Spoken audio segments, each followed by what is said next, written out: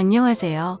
저는 빈털터리로 시작해 우여곡절이 많았으나 단 한 방에서 시작해 조금씩 아끼고 모아가며 결국에는 내 집까지 장만하게 되었네요. 남편과는 같이 고생해온 만큼 100년해로 할 줄 알았는데 집이 생기고부터 자기 할 일은 다 끝났다고 생각한 건지 내가 여태까지 반평생을 함께한 사람이 맞는지 싶을 정도로 변하더라고요. 남편만큼은 아니지만 저도 필요할 때 나가서 돈도 벌어오고 했는데 이 집이고 뭐고 전부 자기 거라고 하면서 난리도 아니었어요. 좋은 이야기도 아니고 그때 인생을 다 돌이키기엔 1시간 가지고는 모자랄 것 같아서 생략하도록 하겠습니다. 아무튼 그때 남편의 행동으로 인해서 결국 법원까지 가게 되었고 이혼하게 되었습니다. 남편과 저 사이에는 딸이 하나 있었어요. 남들처럼 둘 낳아서 잘 살고 싶었지만 상황이 힘들다 보니 한 명도 버거워서 딸아이 하나에서 멈추게 되었습니다. 이혼은 어차피 딸아이가 대학까지 가고 나서 했으니 양육권 같은 부분에 있어서는 따로 상의할 것도 없었습니다. 딸아이 또한 지 아빠가 아니라 저를 택했고 그렇게 딸아이랑 저랑 둘이서 같이 살게 되었습니다. 딸이 비록 공부하는 조금 밤쌓고 지내서도 운동신경도 좋고 누굴 닮았는지 얼굴도 예쁘고 해서 주변에 항상 남자가 끊이지 않았습니다. 대학교 들어가고부터는 자기가 누굴 만나고 있는지 남자친구라며 엄마인 저에게 전부 다 소개를 시켜줬지요. 딸아이가 남자 보는 눈이 형편이 없더라고요. 앞길 창창한 잘 배운 사람들은 애초에 관심도 없었던 것 같습니다. 저도 대학을 나오지 않았으니 대학이 인생의 전부라고 생각하지는 않아요. 대학교 나오지 않아도 열심히 잘 사는 사람들 많은데 딸이 연애한답시고 골라오는 남자들은 하나같이 왜 그 모양인지 싶더군요. 문신 같은 건 대체 어디서 하는지 그나마 남자친구라고 데려온 사람 중에 마음에 차는 사람들 몇 명은 그나마도 문신이 옷에 가려져서 있는지 없는지도 모르는 사람들이었습니다. 그래도 어린 나이니 결혼까지는 하지 않겠지 싶었는데 다행인 건지 불행인 건지 작은 일에도 쉽게 실증을 내는 딸아이는 남자친구한테도 쉽게 실증을 내더라고요. 문제는 우리 딸이 다른 건 다 쉬어도 연애만큼은 쉬는 적이 없었어요. 어제 남자친구라고 저한테 누굴 소개하면 다음날에 다른 남자가 또 남자친구라며 저한테 소개하는 적도 있었습니다. 모두 몇 명이었는지 물어보신다면 제 기억에 남는 사람들만 더해도 제 손과 발을 다 합쳐도 헤아릴 수 없을 정도로 많았습니다. 그런데 말했다시피 우리 딸이 만나는 남자들 수준이 대부분 그렇다 보니 솔직히 걱정이 더 되더라고요. 연애야 자유롭게 할 수 있지만 그래도 결혼만큼은 안정적인 직장을 가진 사람이랑 하거나 적어도 해코지만큼은 하지 않을 만한 사람을 만났으면 싶었거든요. 연애관이 쉽게 바뀌지는 않았는데 그래도 우리 딸이 어디서 본 건 있는지 연애랑 결혼은 따로 생각하고 있으니 걱정 말라고 했어요.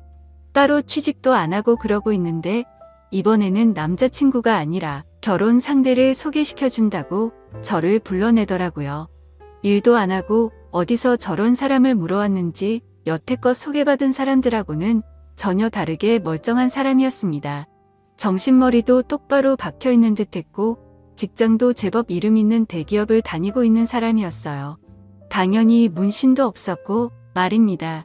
그동안 딸이 어떤 남자들만 골라서 만나왔는지 알고 있었기 때문에 결혼 상대라고 데려온 사위를 처음 봤을 때는 안도감도 들고 한편으로 너무 기쁘기까지 했습니다. 다만 문제가 있었으니 사위가 직장도 안정적이고 다 좋지만 따로 가족이 없는 사람이었어요. 스스로의 힘만으로 저렇게 성공했으니 높이 쳐줄 부분이 있는 건 인정하지만 결혼하기에 당장 직장 말고는 아무것도 없었답니다. 그나마 다행인 건 그동안 학자금 대출이며 이래저래 빚이 많았는데 그건 이미 다 갚고 없다는 사실이었지요. 대신 결혼을 하게 되면 당장 지낼 곳이 없다고 하는 거였어요. 그래서 결국 저희 집에서 처가 살이를 할 수 있게 배려를 해줬습니다. 사위가 힘들게 자라왔지만 예의가 참 바르더라고요. 사실 제가 집을 팔아서라도 살 곳을 마련해주는 방법도 있었겠지만 사위는 처가 살이하는데 실은 내색 따로 하지 않고 같이 사는 동안에도 저한테도 참 잘했어요. 자기한테 없던 부모나 마찬가지라며 그만큼 저에게 효도하겠다더군요. 이렇게 좋은 남자를 만날 줄 알면서 딸아이는 그동안 뭐하러 그런 놈들을 만나온 건지 싶었습니다. 아무튼 딸아이도 결혼을 했고 집에서 나간다면 조금 외로웠겠지만 처가 살이를 하게 되면서 제 품에 끼고 살게 되니 그거 하나만은 좋더군요. 거기에 사위가 저한테 점수 따겠다고 집안일도 힘써야 하는 일들이나 설거지 같은 건 알아서 척척하기 때문에 저도 많이 편해졌습니다. 남편과는 그렇게 헤어지게 되었지만 그래도 지금 상황이 주변에 자랑하고 다닐 만한 정도라는 생각이 들었고 딸내외가 내 집에 들어와 살며 있는 동안은 정말 매일이 행복했습니다. 그 순간을 목격하기 전까지는 말이죠. 저도 동네에 아는 사람들 가게 나가서 소일거리 해주고 하면서 생활비도 벌고 있었습니다. 사위가 생활비 보탠다고 얼마씩 보내주긴 했지만 그래도 언젠가는 독립해서 나가야 할 텐데 무작정 준다고 고맙다고 받을 게 아니라 그 돈은 제가 따로 모아주고 싶었죠. 그래서 그렇게 소일거리 하면서 생활비 벌이하면서 지내고 있었습니다. 원래는 동네에 잘 아는 사람이 다니는 공장에 가서 하루 같이 일을 하고 일당을 받아오는 예정이 있어서 아침 일찍부터 나갔어요. 그런데 공장까지 도착해서는 공장 설비에 문제가 생기는 바람에 일을 시작하지도 못하고 돌아오게 되었죠. 이동하는데 이미 시간을 많이 써버려서 다른 데에 일하러 나가봤자 돈 버는 느낌도 안 들겠다 싶어서 그날은 그냥 집에 들어가서 쉬어야겠다는 생각을 했습니다. 그리고 집에 들어갔는데 딸 부부가 쓰는 방에서 딸아이가 앓는 소리가 들리더라고요. 사위는 분명히 한참 출근해 있을 시간인데 들려서는 안 되는 소리가 들려오니 오만 가지 생각이 다 들더라고요. 약정하고 딸아이 방문을 열어보니 우리 사위가 아니고 결혼하기 전에 한참 젊은 시절에 연애한답시고 만났을 법한 제가 싫어하는 부류의 사람이 방 안에 제 딸하고 같이 있더군요. 그렇습니다. 제 딸이지만 욕먹어도 싸지요. 저도 일 나가고 지난 남편 그러니까 사위도 출근해 있는 동안 그 틈을 타서 딸아이는 생산적인 일이 아니라 다른 일을 하고 있었던 거예요. 따지고 보면 생산적인 일일 수도 있겠지만 아무튼 해서는 안 되는 일이나 마찬가지였죠. 남자 보는 눈이 좀 없을지라도 이런 말도 안 되는 일을 저지르는 아이는 아니라고 생각했는데 참 제가 돈 번다는 핑계로 정말 자식 교육을 제대로 못 시켰구나 하는 후회가 들더군요. 딸아이는 절대 사위한테 말하지 말라고 하는데 그 얼굴에는 후회나 죄책감은 하나도 보이지 않았습니다. 오히려 차라리 들켜도 저한테 들켜서 다행이구나 하는 그런 느낌이었어요. 그래도 자식 부탁인데 자식 이기는 부모가 어디 있겠습니까? 그래서 딸아이가 말한 대로 아무것도 모르는 척 하고 있었지요. 그런데 그때마다 정말 이 꼴 저 꼴 다 보기 싫더라고요. 그 사실을 숨기고 있는 제 자신에게도 자괴감이 느껴지고 괜히 제가 일 때문에 밖에 나가 있으면 딸아이가 또 집에 외간 남자를 들이지는 않았을지 그런 생각도 들고 말입니다. 그래서 더는 신경 쓰고 싶지 않아서 제 집은 딸아이한테 넘겨주고 저는 남은 재산을 조금 처분해서 제가 나고 자란 고향으로 돌아왔습니다. 작은 아버지가 아직 시골집을 가지고 계셨고 저희 부모님이 저한테 남기신 건데 하면서 저한테 흔쾌히 집을 사용하게 해주셨지요. 세월을 맞으며 몇 번 고쳐진 집이긴 하지만 태어나서부터 결혼 전까지 살았던 집인데 서울 사람이 다 되었는지 처음에는 시골집이 적응이 되지 않더군요. 딸아이 아니어도 서울에 친구들도 많았고 할 게 많았는데 이곳은 참 할 게 없더라고요. 거기에 집이 비어 있으니 사위 출근 한 사이에 딸아이가 집에 사람들 끌어들일 거 생각하고 있자니 참 사위한테는 미안한 소리지만 그래도 그 꼴 안 봐도 되니 마음이 편하더군요. 한편으로는 딸아이가 저한테 들켰음에도 불구하고 제가 이제는 아예 집을 나가버렸으니 오히려 마음 놓고 외간 남자들을 집에 들이지 않을까 하는 걱정도 들었고요. 팔이 안으로 굽어서 그렇겠지만 분명히 우리 사위는 아무 잘못 없고 딸아이한테 문제가 있음을 인지하고 있지만서도 끝에서 끝까지 들키지 않고 우리 딸이 무탈했으면 좋겠다는 생각을 했습니다. 그렇게 1년을 떨어져 살았는데 명절이고 생일이고 한 번을 찾아오지 않더군요. 그나마 사위는 저한테 먼저 전화라도 합니다.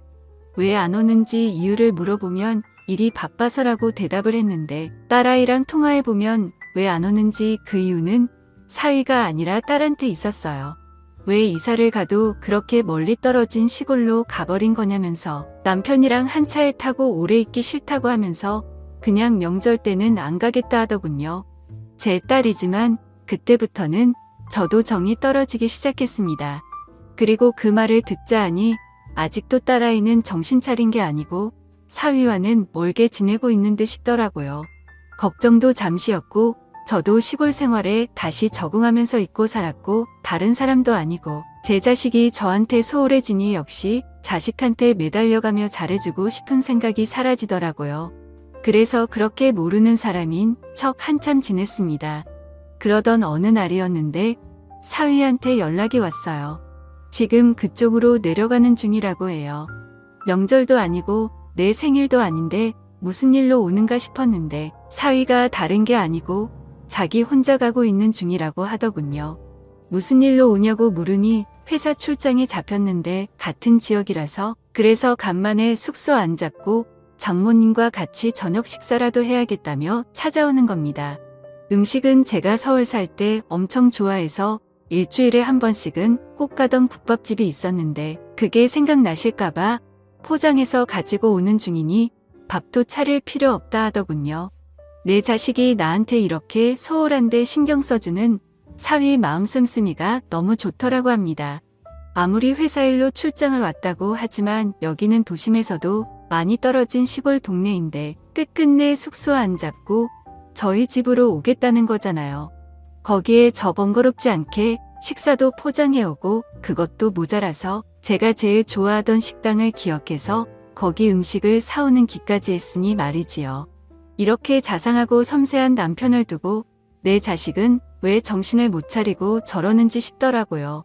그래도 그동안 시골에서 혼자 지내느라 적적했는데 오랜만에 사람이 있으니 좋더라고요. 결혼하면 다들 편해져서 살이 좀 찐다는데 사위는 어째 살이 더 빠진 것 같다고 물으니 그냥 쓴 웃음만 짓고 아무 대답도 없더라고요. 아주 보고 싶었는데 못 내려와 미안하다. 길이 먼데 어찌 오느냐 괜찮다. 이런 뻔한 안부를 몇 마디 주고받으니 할 말이 많이 없어 조용해졌습니다. 사위도 사실 능글맞은 부분도 없고 아무래도 편하게 있기는 힘들었겠지요. 그래도 저 생각해서 이 먼 길을 와준 것만 해도 불편해 보이는 모습에도 고맙기까지 하더군요. 그동안 혼자 시골에 있는다고 할 게 없어서 이것저것 만든 당금주들이 있었는데 사위가 술을 좋아하는 건 알고 있어서 인삼주내하면서 너무 긴장하지 말고 편하게 있으라며 사위한테 술을 한두 잔 권했습니다. 처음에는 사위도 머뭇대더니 그래도 좋아하는 술에 직접 담근 귀한 술이다 보니 좋아하는 술을 안 마시고 지나칠 수는 없었나 봅니다. 그때그때마다 담궈둔 술이 많다 보니 다른 사람도 아니고 내 딸 먹여 살려주는 사위가 마시는데 아깝지는 않았습니다. 사위는 사양하면서도 계속 한 잔 한 잔 마시다 보니 어느덧 잔뜩 긴장해서 힘이 들어가 있는 모습은 온데간데 없고 슬슬 몸이 풀리는 듯 싶더라고요. 그래도 회사 일 때문에 왔는데다가 다음날 일도 봐야 할 텐데 술이 어느 정도 들어가니 그만 마시게 해야겠더라고요. 그런데 사위는 이 정도 취하는 건 괜찮다며 계속해서 잔을 채우더군요. 이상했죠. 같이 한 집에 살던 시절에도 술을 그렇게 좋아하지만 제 앞에서 취한 모습 보일 수 없다며 회식 같이 술을 피할 수 없는 자리에 나가더라도 항상 절제하던 사위였는데 혀가 꼬부라질 때까지 자기는 술 세다고 괜찮다고 하면서 계속해서 마시고 있었으니 말이죠. 당금주라고 해봐야 어차피 시간이 남아서 당근 고급 술도 아닌데 말입니다. 그때까지도 저는 별 생각 없었어요. 그냥 표현하는데 서툰 사위가 장모를 오랜만에 만난 나름대로의 반가움의 표시라 생각했습니다. 어차피 혼자 간 집이다 보니 방이 남아서 저는 10시만 되면 졸린 이 사위가 잘 곳을 마련해 놓고 저는 먼저 자겠다 말하고 혼자서 잠자리에 들었습니다. 그리고 제가 잠에서 깨고 만 건 한참 깊은 잠에 들어 있어야 하는 새벽이었죠. 이불맛에서 느껴지는 인기척에 잠에서 깨고 저는 이내 소스라 치게 놀라고 말았습니다. 제 이불맛에 있던 건 제가 마련해준 방에서 자고 있어야 할 사위였습니다. 열려있는 문 쪽으로 거실을 보니 술병이 셀 수도 없이 나뒹굴고 있더군요. 술을 얼마나 마신 건지 가늠조차 되지 않았습니다. 혹시나 사위가 술에 너무 취해 제 정신을 못 챙기는 건가 싶더군요. 이러다 무슨 일이 생기는 건 아닌가 너무 긴장되었지만 그래도 여태껏 제가 봐온 사위를 믿기에 최대한 침착하게 행동했습니다. 최대한 사위의 기분을 상하지 않게 무슨 볼일이냐고 침착하게 물었는데 사위는 갑자기 제게 다가오더군요. 저는 깜짝 놀라 눈을 감아버렸고 잠시 후 두 눈을 떠서 쳐다보니 사위는 두 눈에서 눈물을 펑펑 흘리며 울고 있었습니다. 상황을 정리하고 한참 울고 있는 사위를 달래줬습니다. 한참을 울고 난 뒤에야 정신을 차린 사위가 정말 죽을 죄를 지었다며 죄송하다 사과하더군요. 이내 그러니까 제 딸이 다른 사람을 만나고 있던 현장을 목격해버렸다 합니다. 그리고 그 충격을 견딜 수가 없어 한동안 방황했고 회사에는 잠시간 장기 휴가 요청을 해서 일을 안 하고 집에만 있었다고 하더군요. 일에만 매달려서 가정을 지키지 못했다 생각했고 제 자식의 잘못을 눈 감아주고 자기 탓으로 생각하려 했다고 합니다. 그리고 그 휴가 기간 동안 여행도 다니고 하면서 일하느라 손에 놓고 있었던 가정을 지키고자 여러 가지 계획을 세웠다고요. 하지만 제 딸 아이는 오히려 남편이 집에 있으니 자유를 억압당한다 생각했고 매일같이 부부싸움을 했다고 하네요. 그러다 어제 크게 싸우고 나서 홧김에 집을 나와버렸다 합니다. 사과하려고 집에 들어갔더니 제 딸아이는 그새를 못 참고 남자친구를 집에 들인 상태였고 그 상황을 목격한 사위는 그 길로 다시 집을 나와버렸던 거였고요. 저를 찾아온 것이 처음에는 복수할 요량이었다고 합니다. 자기에게 상처를 줬으니 제 자식에게 하나뿐인 가족인 저에게 풀 생각이었다네요. 하지만 도무지 그럴 수 없기에 이렇게 지금 이 상황이 되었다는 겁니다. 저는 다른 말은 하지 못했고 이야기를 하며 당장이라도 다시 눈물을 터뜨릴 것만 같은 사위를 안아줬습니다. 그리고 저도 사과했어요. 미안하다고 자식의 잘못을 알고 있었는데도 나는 도망치는 걸 택했다고요. 나에게는 부모 자격이 없으니 이런 일을 당해도 싸다 했습니다. 그렇게 한참 동안 둘이 부둥켜 안고 눈물을 흘렸습니다. 그리고는 저는 사위에게 마음이 풀릴 때까지 이 집에서 지내다 가라고 권했습니다. 어차피 회사에는 장기 휴가를 내놓은 상태라고 했으니 시간적으로 여유가 있다고 생각했고요. 그렇게 사위와 함께 시골집에서 같이 살고 있는 지가 2달이 다 되어 갑니다. 마치 연인이 된 것처럼요. 그리고 제 딸 아이한테서는 전화가 계속해서 오네요. 자기 남편이 집을 나간 것 같다. 연락받은 거 없냐면서요. 생활비도 떨어져 가고 혼자서 못 살겠다고 하는데 그렇게 궁금하면 한 번이라도 내려와 보면 될 것을 그럴 생각은 없어 보이고 불만만 털어놓네요. 구제불능이고 정말 한심하다고 생각이 들더군요.